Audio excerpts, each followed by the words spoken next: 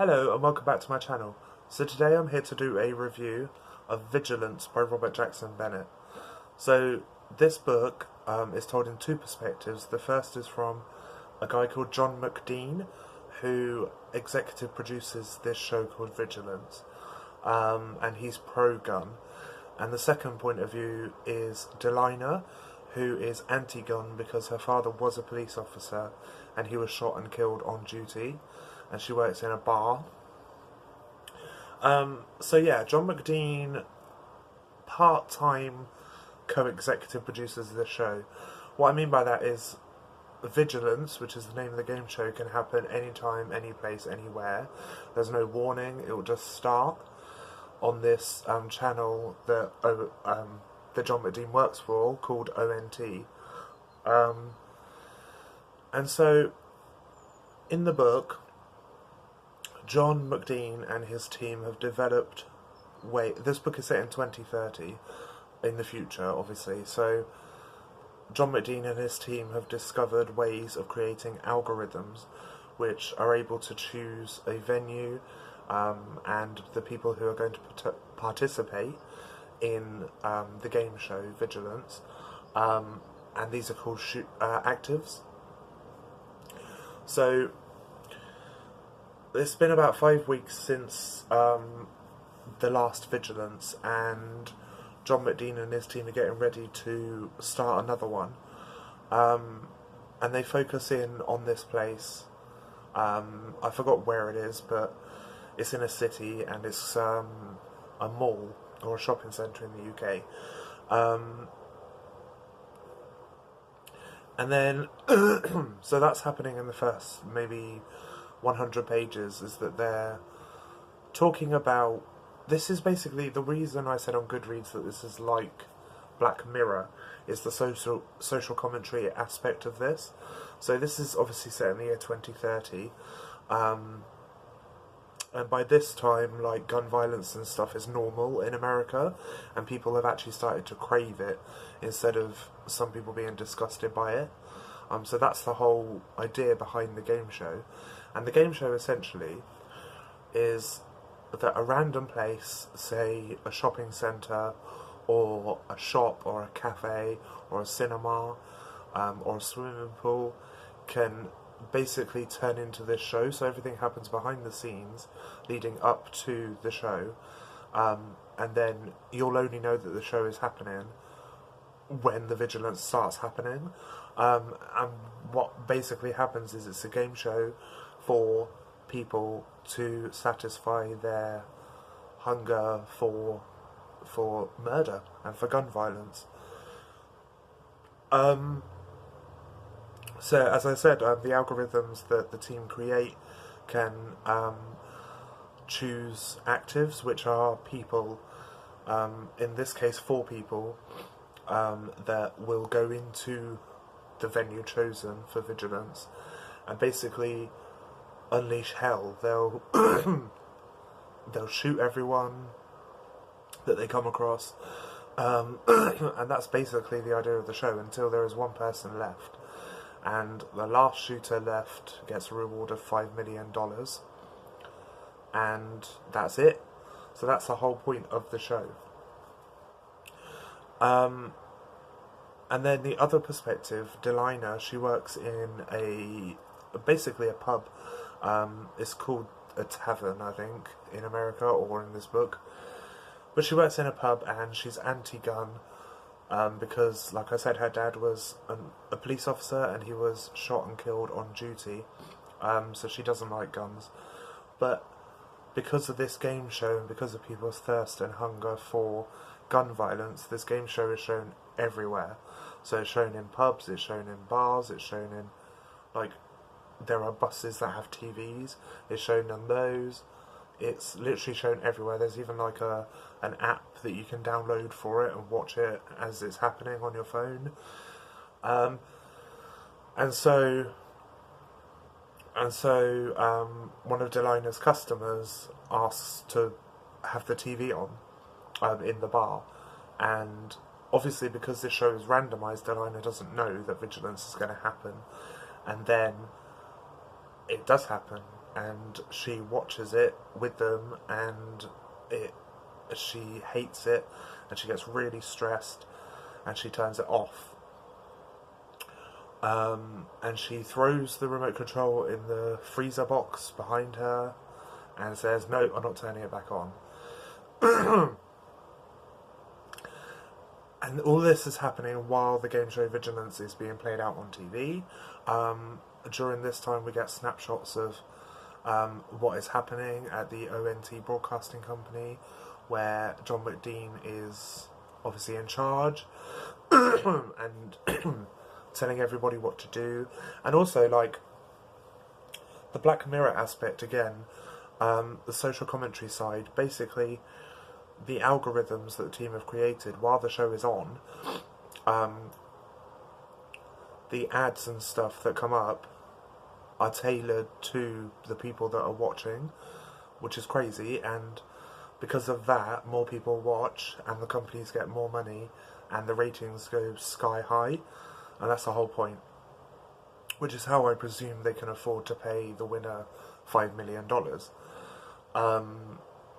So yeah, so everything is tailored to the fact that this show is on, everybody wants to watch it, everybody's excited, and that's it.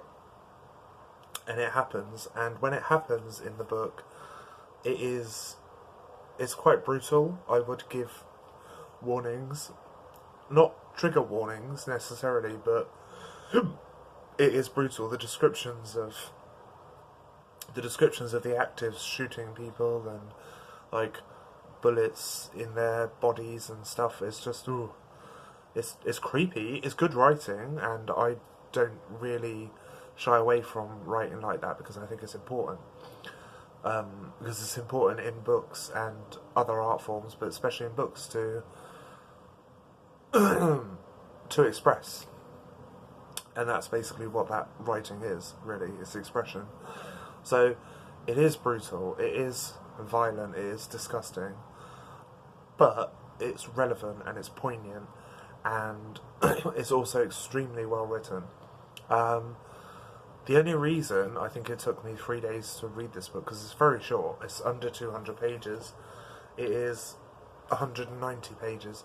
The only reason it took me a little while to read is because of the violence and the way it's described. It is very brutal and very to the point. So yeah, just a warning for you, if you don't like violent books or writing, this isn't for you. So going back to the perspectives, while the game show Vigilance is going on, in the book it's going on in a mall. It's been chosen at random.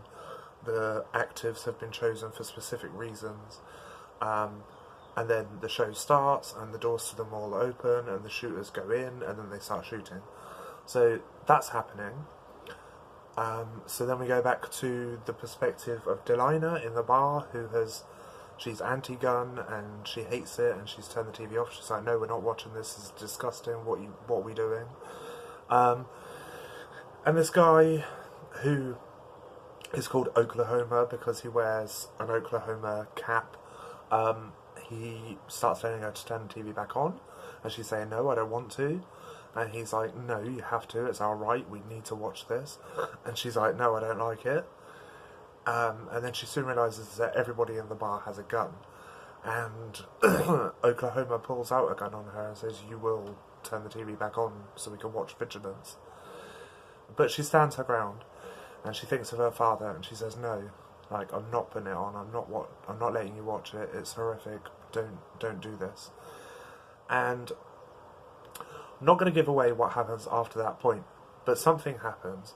Delina, it's not a spoiler, Delina survives, and the reason I talk about this, the reason I talk about Delina's story up to this point is because at this point in the book, when she has survived, and while Vigilance is going on, something happens, and this is where the author does really well, is that both perspectives end up meshing together and creating one narrative, and I think it's beautiful.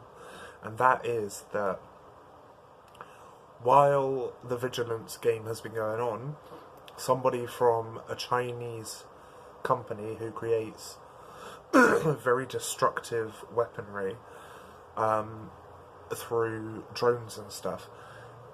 And Antenna has created this thing that basically goes out to the whole nation. It's called Persef. And when the ratings get to a certain point in the game show, ONT, which is the company that John McDean works for, the broadcasting company, they turn on this program called Persef, and it goes out across the whole nation to everybody that's watching, and nobody knows what it's doing, but it basically makes the people at home who are watching Vigilance start to think about gun violence and killing people themselves. And so, yeah, I'm trying to explain how these narratives and stories, well, points of view kind of cross in the novel, because I think it's so beautiful the way it's done. It's just difficult to describe. So, yeah, Persef has made people who are watching this Vigilance go a bit crazy and wanting to kill other people. So they all spill out onto the streets and start shooting at each other in the streets.